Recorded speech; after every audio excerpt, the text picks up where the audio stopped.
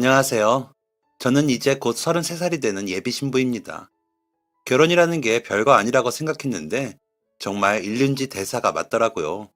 준비할 게 왜 이렇게 많고 알아봐야 할 것도 많고 모시는 손님들까지 고려해야 하는 일이다 보니 아직 3개월이 넘게 남은 결혼식 때문에 벌써부터 정신이 없습니다. 주변 친구들의 이야기를 들어보니 이제 거의 다 끝나고 저만 준비하면 된다고 하긴 하던데 그렇게 될는지는 지켜봐야겠네요. 그나마 다행인 것은 예물 예단 없이 반반 하는 결혼이라 덜 준비하는 거라고 들어서 그건 정말 다행인 것 같습니다. 시부모님께서도 너무 좋은 분들이라 헐에 허식 없이 너희가 준비해 할 수 있을 만큼만 해서 시작해보라고 하시면서 크게 말씀이 없으신데 그것도 복받은 거라고 하더라고요.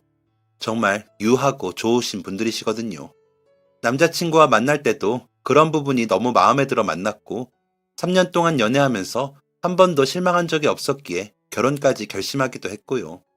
사실 저희 엄마 직업을 듣고 한 번에 흔들림 없이 아무렇지 않게 받아들이는 모습이 가장 마음에 들기도 했고요. 소개팅 자리에 나와 집안 배경부터 재는 남자들을 너무 많이 봐왔던지라 오히려 신선했다고 해야 할까요?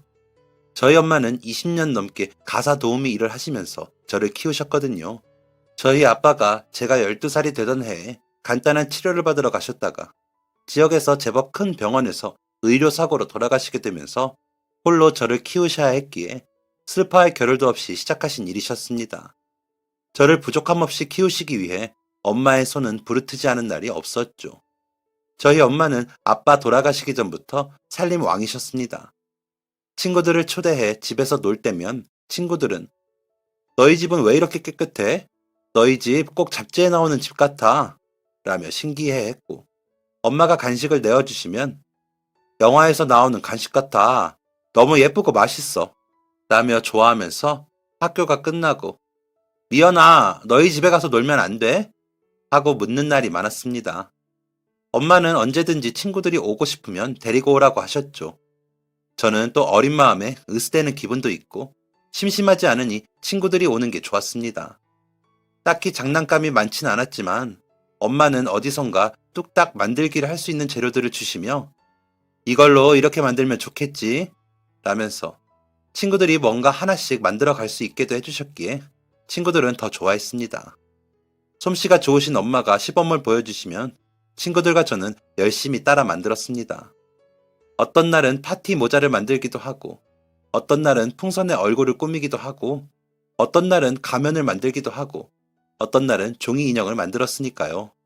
만들기를 해서 집으로 가져가면 친구들 어머니들도 좋아하셨는지 다음날 학교에 친구들이 작은 과자나 사탕들을 가져다 주며 우리 엄마가 어제 너무 잘 놀았다고 전해달래 라고 하기도 했습니다. 그렇게 저희 엄마는 만점 중에 만점인 엄마셨죠. 하지만 아빠가 갑자기 세상을 떠난 후 엄마는 제 곁에만 계실 수는 없으셨습니다. 처음에는 병원을 상대로 싸우시느라 이리저리 바쁘셨습니다. 그런 엄마를 위해 제가 할 수 있는 건 아무 일 없이 집에 잘 있는 것 뿐이었습니다. 이모와 외할머니가 번갈아 오셔서 저를 봐주셨지만 해가 져서야 돌아오시는 엄마는 지친 얼굴이셨습니다. 그러던 어느 날 집에 오신 엄마는 외할머니를 붙들고 아무리 내가 알아보고 여기저기 다니면서 해도 이길 수가 없어.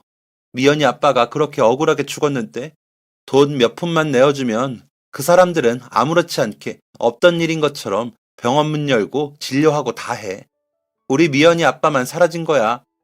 라면서 우시는 모습을 보고 저는 결심했습니다. 그런 사람들을 제대로 벌받게 할 수 있는 사람이 되겠다고요. 어린 저였지만 그러려면 공부를 열심히 해야 한다는 것을 알겠더라고요. 그래서 그날부터 더 열심히 공부했습니다. 다행인 건지 그때까지도 성적은 좋은 편이었거든요. 한 번 본 걸 잘 잊지 않는 편이기도 하고 시험 볼 때 집중력도 좋은 편이었던 것 같습니다. 그래서 공부가 적성에 맞기도 했고요.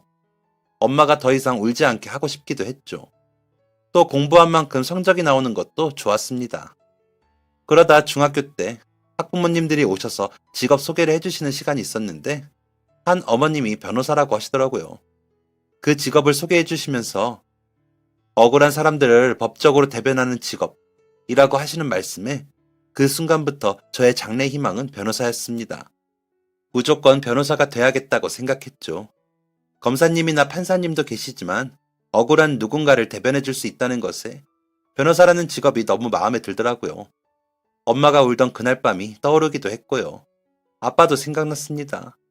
저희 아빠는 진짜 딸 바보셨거든요. 엄마 말로는 6살까지 제가 아빠랑 있으면 걸으려고 하지를 않았다 하시더라고요.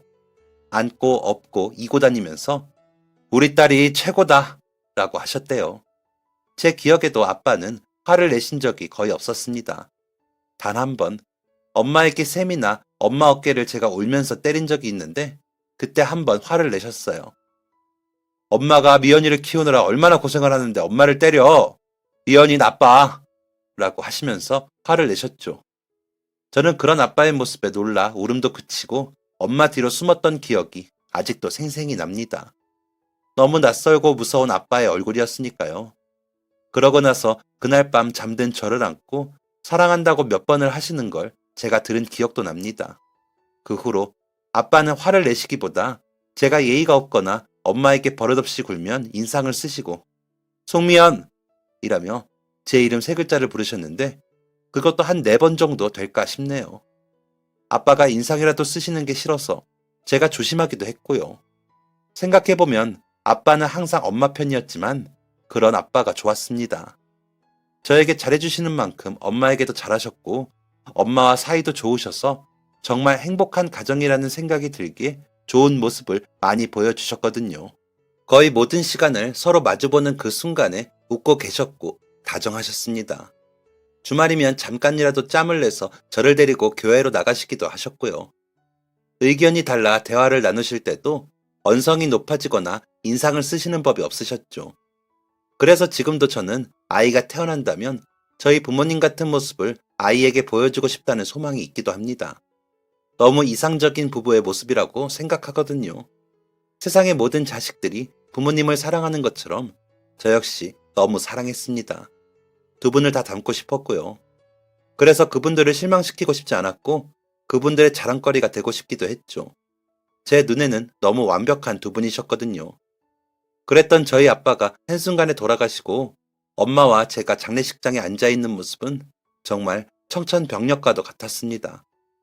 12살의 어린 저는 실신하는 엄마를 붙들고 소리 없이 울었습니다. 이모와 외할머니가 엄마의 손발을 주무르며 오실 때도 저는 눈물만 뚝뚝 흘리며 울기만 했습니다. 믿어지지도 않았고 아빠가 어디선가 달려와 미연아, 왜 여기 있어? 얼른 나와. 아빠랑 떡볶이 먹으러 갈까? 하며 웃는 얼굴로 안아주실 것 같았거든요. 그럼 엄마는 엉엉 울면서 놀랐잖아요. 너무 놀랐어. 라며 저와 같이 아빠를 끌어안고 장례식 밖으로 나가는 상상을 얼마나 많이 했는지 모릅니다. 하지만 아빠는 사진 속에서 웃고 계실 뿐이었습니다. 더 이상 엄마와 저를 안아주시지도 이름을 부르며 달려오시지도 않으셨습니다. 그렇게 그냥 아버지는 저희 곁을 떠나셨습니다. 엄마는 아빠를 보내시고 소송에까지 시달리시면서 마음을 추스를 시간도 없는 채로 힘든 시간을 보내셨습니다. 하지만 그 와중에도 저를 보시면 웃으셨습니다. 그러던 어느 날에는 저에게 앉아보라고 앉히시더니 우리 미연이 엄마가 너무 소홀해져서 미안해. 이해해주는 것도 너무 고맙고 이제 조금 정리가 되긴 했는데 이제는 엄마가 일을 좀 다녀야 할 것 같아. 엄마가 이리저리 알아봤는데 엄마가 잘할 수 있는 일이 있더라고. 라며 뜸을 들이시더라고요. 그래서 어떤 일인데요? 라며 물었더니 가사도우미라고 다른 집 음식이나 청소 같은 일을 돕는 일인데 라면서 열심히 설명하시려고 하시기에 엄마, 나는 엄마가 꾸며놓은 집이랑 음식들이 세상에서 제일 멋지고 맛있어요. 그런데 그걸 다른 집에도 해줄 수 있는 게 대단해요. 물론 엄마가 힘들겠지만요. 라면서 최대한 밝게 웃어 보였습니다. 그런 저를 엄마는 한참 바라보시더니 꽉 안아주시면서 고마워 우리 딸. 우리 딸이 엄마 마음을 이렇게 이해해줘서 너무 고맙네. 라고 하시며 우시더라고요. 이제 와서 솔직히 말해보자면 아빠도 안 계신데 엄마까지 제 곁에서 멀어진 건 싫었습니다. 갑자기 부모님 모두가 저와 멀어진 기분이었으니까요. 혼자나마 모든 걸 헤쳐나가야 할 것 같은 기분이기도 했고요. 마음속 깊이 외로움이 스며들었지만 그걸 엄마에게 들킬 수는 없는 일이었습니다. 저의 어리광을 받아주시려면 엄마가 더 고달퍼야 할 것 같아 그 마음을 펴낼 수 없었습니다. 그래서 저는 그 외로움이라는 공허함을 공부로 채우려고 애를 썼습니다. 엄마는 일을 하시면서도 제 밥이나 간식, 집안 청소를 전처럼 해두셨습니다. 다만 엄마만 집에 안 계셨죠. 더 이상 친구들은 집에 놀러 오지 않았습니다.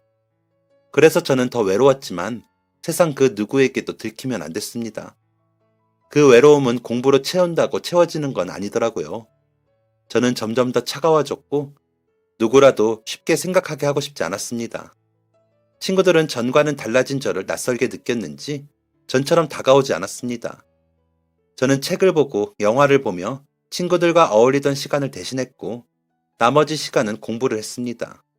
중학교에 입학하면서 본 반편성고사에서부터 전교 1등을 한 저는 마지막 졸업시험까지 전교 1등을 유지했습니다. 아이들은 저를 공부에 미친 애라고 말하기도 했습니다. 귀 막고 눈 가리고 책만 파던 저에게까지 그런 이야기가 들린 걸 보면 아마 저희들끼리 있을 땐 더 심하게 이야기하기도 했겠죠. 중2 겨울방학이 다가올 때쯤 같은 반 남자아이가 저에게 다가와 시비를 걸었습니다. 야, 너 그렇게 깐깐하고 도도하게 굴더니 너희 엄마 가정부라며? 뭐 그렇게 공부하면 너희 엄마 가정부인 게 좀 만회가 되냐? 친구도 하나 없는 게 잘난 척은? 이라고 하면서 비아냥거리더군요. 일부러 저를 망신주고 싶었겠죠.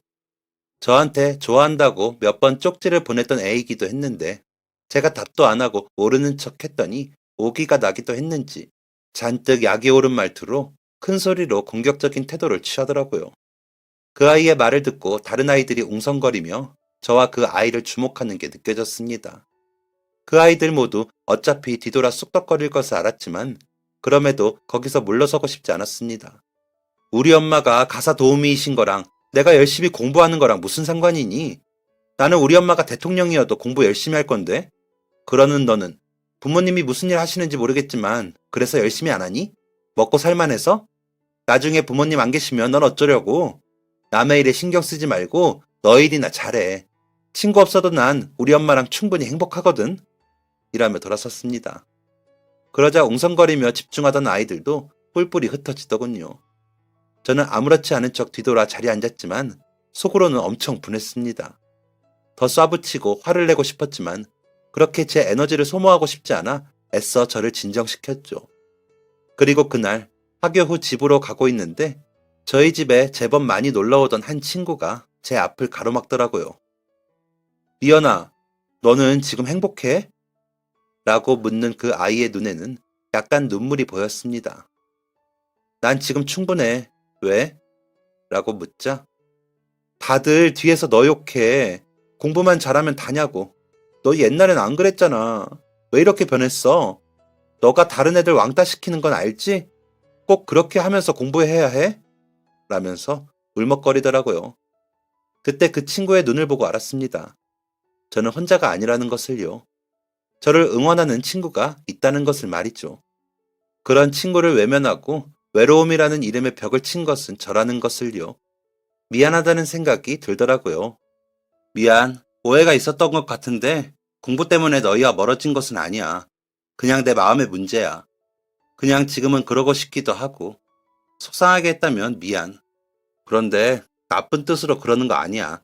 이기적으로 굴어서 미안해. 그냥 원하는 게 전보다 더 뚜렷해진 거지. 누가 싫고 무시하고 그런 거 아니야. 그것만 좀 알아줘. 라면서 다시 집으로 향했습니다. 친구는 그날부터 학교 후에 저를 기다렸다가 같이 걷기 시작했습니다. 그냥 아무 말도 없이 제 곁에서 걷더라고요. 제가 특별히 아는 척을 하는 것도 이상한 것 같아 본 척도 하는 둥 마는 둥 했는데 그냥 제 곁에서 그냥 걷기만 하더라고요. 그렇게 졸업 때까지 그 친구는 제 곁을 걸으며 학교를 했습니다. 저는 특목고에 진학했기 때문에 일반고에 진학한 그 친구와는 졸업식을 마지막으로 헤어지게 되었습니다. 제 졸업식에서 만난 그 친구 어머님과 엄마는 오랜만이라며 반가워하셨지만 저희는 간결하게 인사를 했습니다. 이제 진짜 너 혼자 학교 다녀야 돼. 라는 그 친구에게 고마웠어. 같이 걷던 학교길 즐거웠어. 라고 답했더니 전화해. 너가 전화하면 언제든 받을게. 난 너가 참 좋거든. 예전에 너네 집에서 놀던 것도 좋았고, 너희 엄마랑 만들던 장난감들이 날 너무 행복하게 했었거든. 너랑 친구인 게 자랑스러워. 너가 변해서 아쉽지만, 그래도 난 너가 좋았고, 좋아. 넌 항상 배려하는 애였거든. 지금은 이렇게 헤어지지만, 우린 나중에 더 이해하는 친구로 만나자. 그러니까 꼭 전화해. 알았지? 라며 제게 악수를 청하더라고요. 그 친구의 손이 참 커 보였습니다. 저보다 어른이더라고요. 그 친구가. 그렇게 각자 다른 고등학교에 진학을 하고 나서 가끔 문자로 안부를 묻는 사이로 지내게 되었습니다. 옛날에는 펜팔 친구가 있었다면서요. 그런 친구처럼 글로만 연락을 하는 사이가 된 거죠. 그 친구와 그렇게 주고받은 문자들 덕분에 저는 고등학교 생활을 잘 마칠 수 있었습니다. 고등학교에 올라가자 중학교 때와는 다르게 학교에서 지내는 시간이 많아졌고 집에는 밤이 돼서야 들어가게 되었습니다. 엄마는 이미 퇴근해 저를 기다리고 계셨죠. 아침에 나갈 때도 엄마가 배웅을 해주셨고 집에 돌아와서도 엄마가 계시다 보니 저는 더 이상 혼자 집에 있는 시간이 많지 않았습니다. 그러면서 마음이 좀 덜 외롭더라고요. 그런데 희한하게 덜 외로운데 누군가에게 마음을 기대고 싶다는 생각을 하게 되더라고요. 마음이 얼었다가 녹아 땅이 드러나 꽃이 피우는 것처럼 그렇게 누군가 곁에 있었으면 하고 바라게 되더라고요. 물론 엄마가 항상 친절하고 따뜻하게 대해주시고 제 이야기도 잘 들어주셨지만 친구라는 존재는 또 다르더라고요. 하지만 공부할 시간을 뺏길 여유는 없다 보니 그 친구에게 안부 문자라도 보내면 그 마음이 어느 정도 채워져서 공부에 더 잘 집중할 수 있더라고요. 별거 아닌 내용에도 그 친구는 항상 대답을 해줬고 그 답은 저를 따뜻하게 만들어줬습니다. 그냥 별거 아닌 인사여도 좋았습니다. 그러다 방학 중 하루는 만나 밥도 먹고 극장에 가서 영화도 보기도 했습니다. 제가 제 스스로에게 허락한 단 하루의 휴가였다고 할까요? 이미 비싼 학비를 내며 학교를 다니고 있었기에 엄마에게 용돈을 많이 받는 것이 미안해 아껴 써야 했기도 했고요. 저희 외할머니 말씀처럼 어린애가 애답지 못하고 늙은이가 들어앉은 것처럼 그렇게 지냈지만 저를 위해 애쓰시는 엄마를 보면 도저히 흐트러지게 살지는 못하겠더라고요. 아빠만 살아계셨어도 엄마가 그렇게 힘들진 않으셨겠지만 엄마는 항상 우리 미연이 같은 애가 어디 있다고 엄마는 자꾸 그래요. 그런 소리 하려면 오지 말아요. 엄마가 나 고생시킨 거 내가 미연이 아빠 만나고 잊고 살았지. 미연이가 아빠 닮아서 저렇게 의젓한 걸 감사해요. 라면서 제 편을 들어주셨습니다. 솔직히 외할머니는 좋은 엄마는 아니셨다고 해요. 엄마가 어릴 적부터 외할아버지 몰래 밖으로 도시면서 엄마와 이모 돌보는 걸 게을리 하셨다고 하더라고요. 그런 외할머니를 대신해 엄마가 집안일을 하다가 이런저런 시도들을 하면서 집안일에 취미를 붙이셨다고 하더라고요.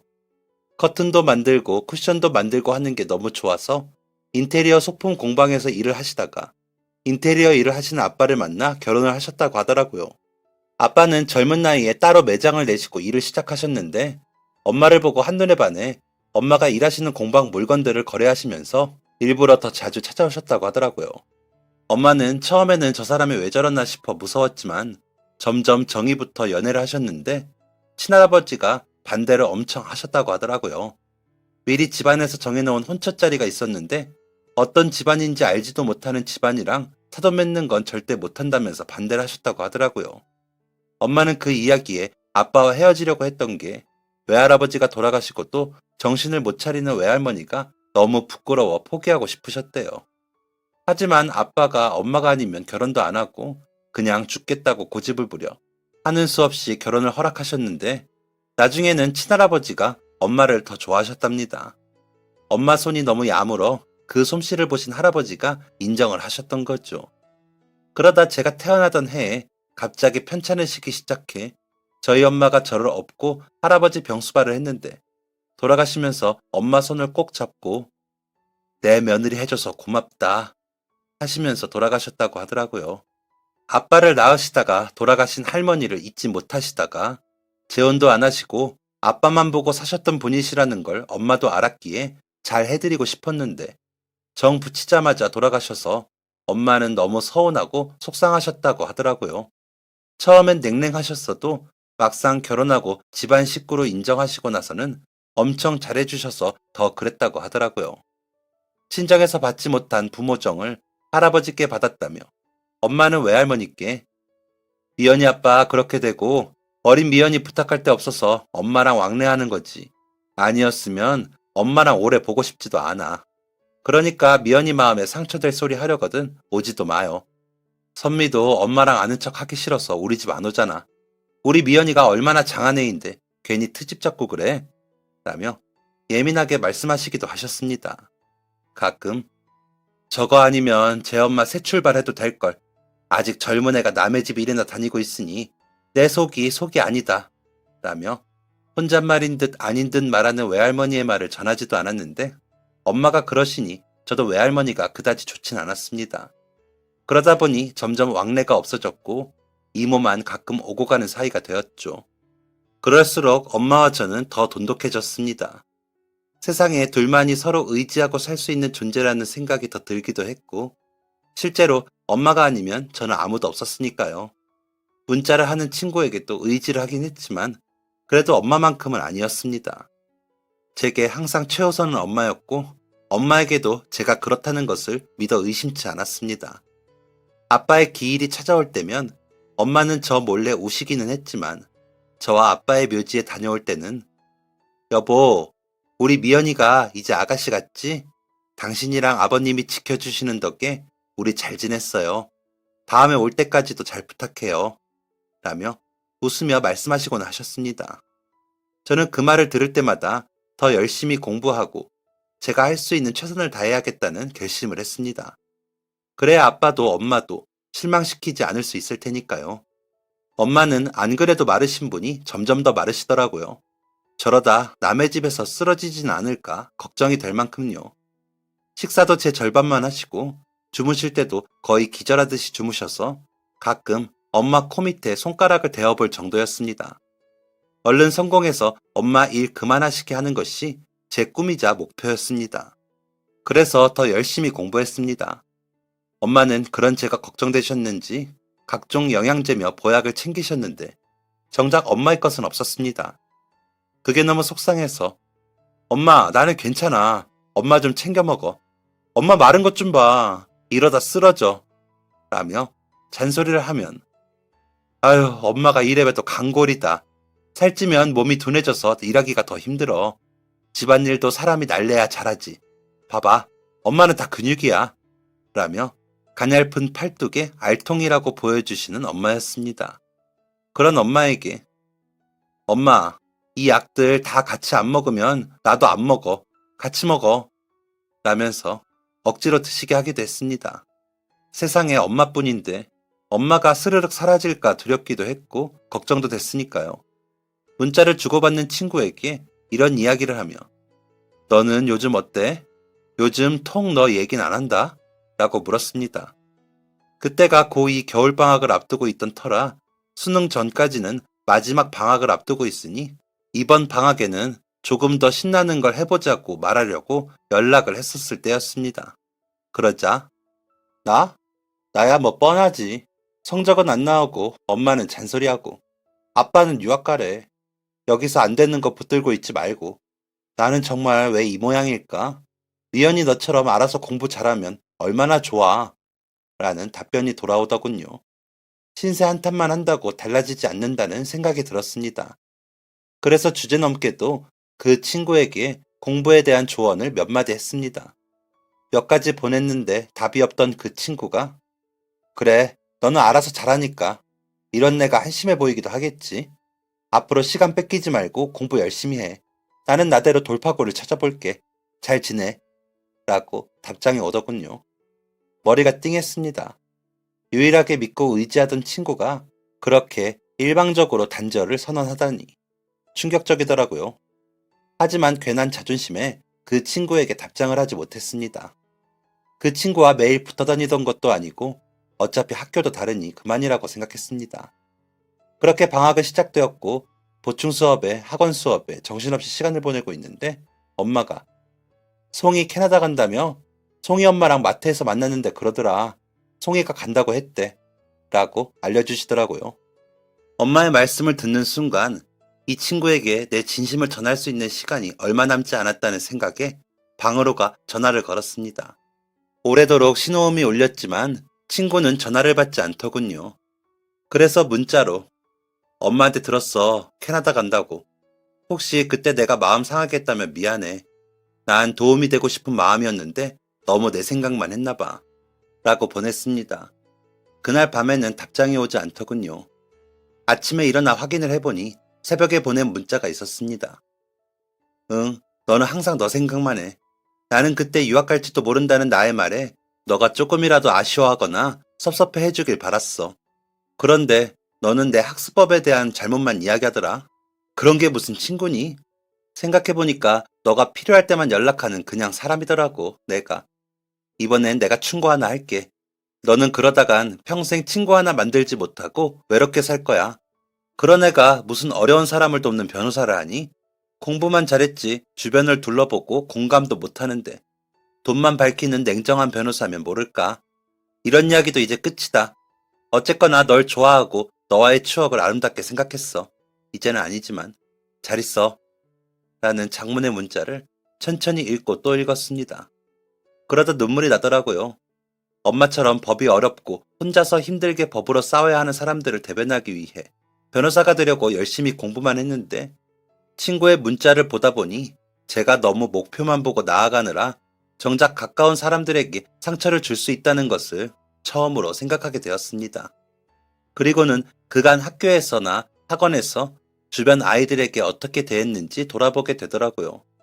엄마에게는 그러지 않았지만 선생님들을 비롯한 모든 사람들에게 제대로 눈길도 주지 않고 고개를 숙인 채 책만 보고 있었더라고요.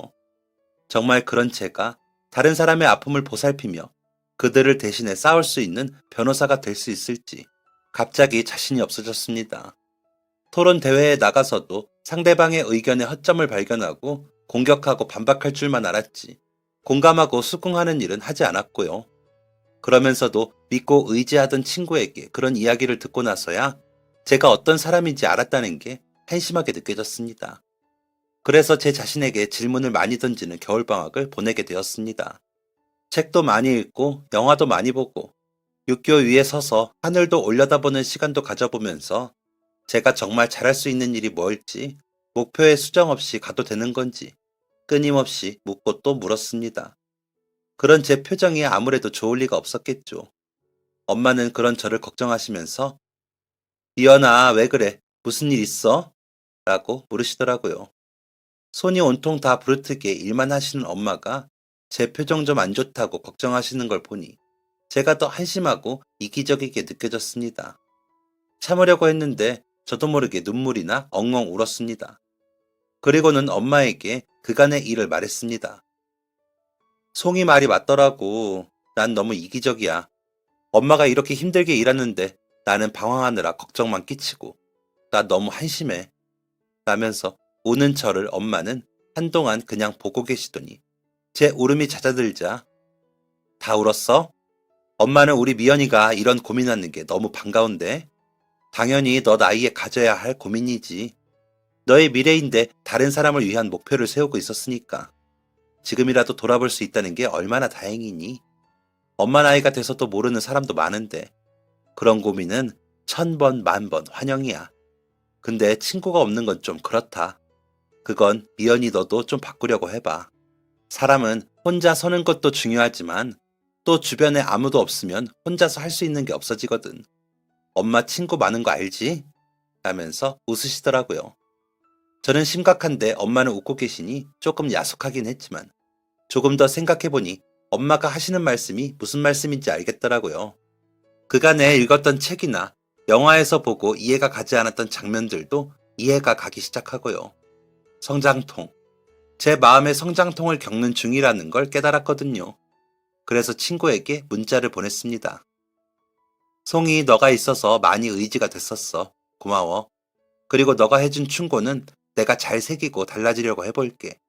너에게 달라진 내 모습을 보여주지 못해 미안하다. 캐나다 잘 다녀오고 너가 언제 어디서든 행복하길 바랄게. 미안하고 고마웠어. 라고요. 송이에게는 그 후로 답장이 오진 않았습니다. 하지만 저는 한층 마음이 가벼워졌습니다. 고3이 되고 나서 저는 여전히 열심히 공부를 했지만 전처럼 공부만 전투적으로 하진 않았습니다. 간간히 책도 보고 주말이면 영화도 보고 오곤 했습니다. 그러다 보니 자연스레 전교 1등에서는 밀려났지만 그래도 전교 3, 4등 정도로 상위권은 유지할 수 있었습니다. 학교 선생님들은 제 성적이 떨어지는 것을 안타까워하셨지만 제 표정이 밝아지고 주변 아이들과 전보다 소통하고 지내는 것을 보시고는 별 말씀은 안 하셨습니다. 담임 선생님은 2학기에 반장을 시켜주시기도 했습니다. 전 같으면 하지 않겠다고 사양했겠지만 그때는 선뜻 맡아서 했습니다. 그러다 보니 졸업여행에 갈 때에는 함께 어울리는 친구들 무리도 생기기도 했습니다. 저는 오랜 꿈이었던 법대에 진학하지 않고 심리학과에 진학했습니다. 사람의 심리와 관계에 대해 공부해보고 싶은 마음이 컸거든요. 저처럼 소통에 어려움을 겪는 사람을 돕고 싶다는 생각도 있었습니다. 그러기 위해서는 제 자신에 대해 가장 먼저 알아야 했고 가장 먼저 치유해야 했습니다. 그러다 보니 엄마의 상처가 보이고 엄마와 저의 문제점이 보이더군요. 무조건 덮어두고 아프지 않은 척 하는 게 제일 큰 문제였더라고요. 그러다 보니 문제 해결에 소극적일 수밖에 없었고요. 하지만 위태롭게 버티는 엄마에게 먼저 이런 이야기를 하는 것은 제게도 용기가 필요한 일이라 쉽게 꺼내진 못했습니다. 그렇게 저는 학교를 졸업하면서 괜찮은 기업의 심리지원센터에 취업을 하게 되었습니다. 저는 첫 월급을 받고 엄마께 엄마, 이제 일 그만둬. 나 이제 돈 벌잖아. 그동안 고생 많았어요.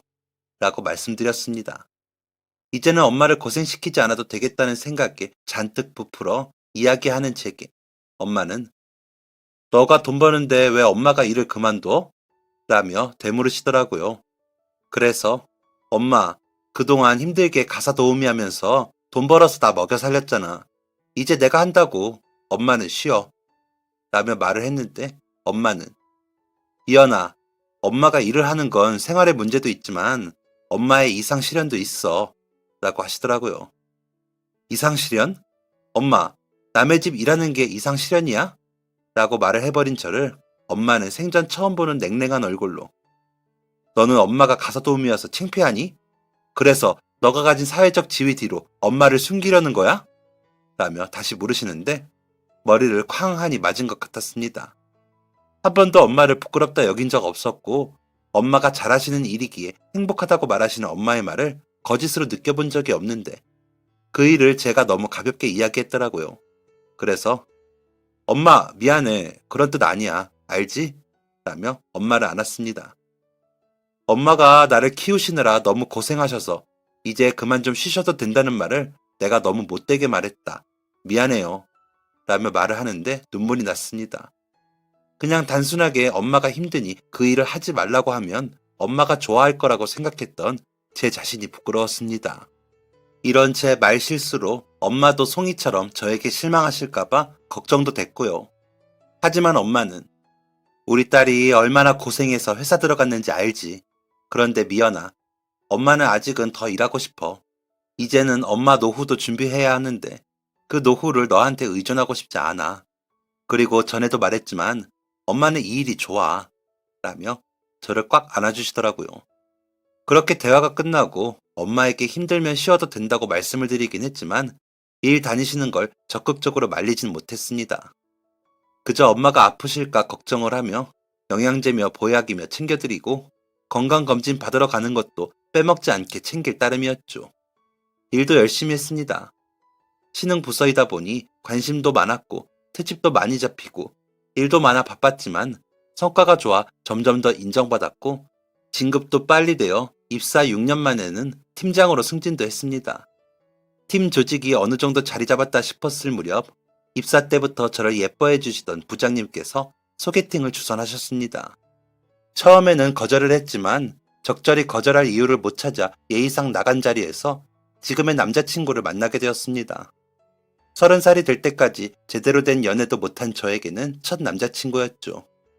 솔직히 연애는 포기를 하고 있었기에 갑자기 생긴 남자친구라는 존재에 처음에는 적응을 못했습니다. 그런 저에게 남자친구는 한 번도 짜증을 내거나 화를 내지도 않았을 뿐더러 재촉하지도 않더라고요. 만나면 제가 편하게 웃고 쉴 수 있도록 해주었고 그렇게 3년을 만나다 결혼 이야기를 꺼내면서도 미연 씨가 원하지 않으면 난 그냥 이렇게 만나기만 하는 것도 좋아. 하지만 나는 미연 씨와 가정을 이루고 아이도 낳고 싶어. 그러기 좋은 적기가 지금인 것 같아. 라며 프러포즈를 했습니다. 웃고는 있지만 긴장하고 있는 그 사람의 마음이 느껴졌고, 저도 그 사람이라면 따뜻한 가정을 꾸릴 수 있는 사람이라는 생각에 단번에 그러자고 했습니다. 그리고 저희 엄마에게 먼저 인사를 시키려고 했는데 외할머니가 아프셔서 입원을 하시는 바람에 계속 미뤄지게 되었습니다. 남자친구 부모님께도 조만간 인사를 가겠다고 해놓은 터라 그럼 남자친구 집에 먼저 인사를 하자고 이야기가 나와 그러자고 했죠. 엄마에게도 미리 말씀을 드렸고요. 엄마는 아이고, 안 그래도 이번 주는 나가는 집에 일이 있어서 나가서 도와드리기로 했어. 오랫동안 뵌 사모님이라 계속 기다리시게 할 수는 없으니까. 먼저 인사하고 나는 다음 주나 그 다음 주에 보자고 해. 인사 잘하고 와. 라며 웃으며 말씀하셨지만 저는 좀 속이 상했습니다. 그래도 잡힌 약속이니 웃는 얼굴로 잘하고 오자 싶어 꽃바구니와 과일 바구니를 주문해봤다가 가지고 남자친구 집으로 갔습니다. 집으로 들어서는데 원래도 어렵지 않은 집인 건 알았지만 생각보다 더 넓은 집에 조금 놀랐습니다. 현관까지 나와 반겨주시는 남자친구의 부모님은 인상이 너무 좋으시더라고요. 가져간 꽃바구니와 과일 바구니를 남자친구가 내려놓으며 엄마 좋아하시는 과일이 많아요. 꽃도 예쁘죠? 라고 말하자 꽃보다 더 고운 사람이 와서 그런가? 꽃이 눈에 안 들어오네. 미연 씨 가고 나면 꽃이 보이려나? 라며 웃으셨습니다. 저도 예의 바르게 웃으며 감사합니다. 라고 인사를 하고 안내해 주시는 대로 따라가 식탁에 앉았다가 저는 깜짝 놀랐습니다. 저희 엄마가 그 집 주방에서 열심히 요리를 접시에 담고 계시더라고요. 엄마, 여기서 일했어? 라며 제가 엄마를 부르자 모두의 시선이 제게 몰리는 게 느껴졌습니다. 엄마도 저를 보고 놀라시며 미연아, 너가 인사 간다는 집이 라고 하시면서 눈이 동그래지시더라고요. 그래서 남자친구에게 동규씨, 우리 엄마셔. 우리 엄마 가사 도우미 일 하신다고 했죠? 그런데 동규씨 집에서 하시는 줄은 몰랐네. 라고 했습니다. 그러자 남자친구는 아, 그래. 미연씨 처음 봤을 때부터 왜 이렇게 낯이 있나 했더니 여사님이랑 닮아서였네요. 이제 어머님이라고 불러야겠어요. 라며 웃더라고요. 저는 거기까지라고 생각했습니다. 남자친구 부모님의 불편한 기색에 어색해진 분위기 속에 엄마의 손을 잡고 그 집을 나가면 된다고 말이죠. 하지만 어머님이 저희 엄마의 어깨에 손을 얹으시며 이봐, 내가 우리 여사님이랑 우리 집이 보통 인연이 아니라고 했죠? 내가 전부터 딸 좀 소개해달라고 그렇게 졸랐는데 딸 남자친구 있다고 하더니 우리 아들이네? 라면서 웃으시더라고요. 아버님도 이게 정말 보통 인연이 아닙니다. 아이쿠, 여사님 같은 사돈이면 저희가 너무 감사하죠. 라면서 웃으시더라고요. 그러더니 엄마와 저, 남자친구 부모님이 둘러앉아 첫 인사를 하게 되었습니다. 어색하고 쑥스러운 분위기에서 어른들도 결혼에 동의하시며 식은 언제가 좋은지, 어떻게 시작하는 게 좋은지 저희에게 의견을 물으시고 의견을 내시는 예비 상견례가 되었습니다. 그렇게 자리를 파하고 남은 설거지와 뒷정리까지 엄마가 마치시고는 남자친구 집을 나왔습니다. 남자친구 부모님은 그냥 가시라고 하셨는데 엄마가 제 일인데요 하고 가겠습니다. 대신 제가 후임을 구해야겠어요. 아무래도 사돈집이 될 사이이니 라면서 다 정리를 하고 나오시더라고요. 집으로 돌아와 엄마는 엄마 때문에 곤란했지? 그냥 모른 척하지 그랬어. 라며 속상해 하시기에 엄마, 어차피 결혼하면 다 알게 될걸 뭐하러 숨겨. 엄마 직업인데. 남자친구한테도 다 말했었어. 라며 웃었습니다. 엄마는 그런 저를 보시고 그 집 사모님이랑 사장님 진짜 좋은 분들이야. 엄마가 그 집 거의 5년 정도 했어. 일주일에 2번. 그 아들도 사람 참 좋아. 안심은 되네. 아는 집이라. 라며 웃으시더라고요. 그래서 엄마가 좋은 사람이니까 그분들도 좋게 해주신 거야.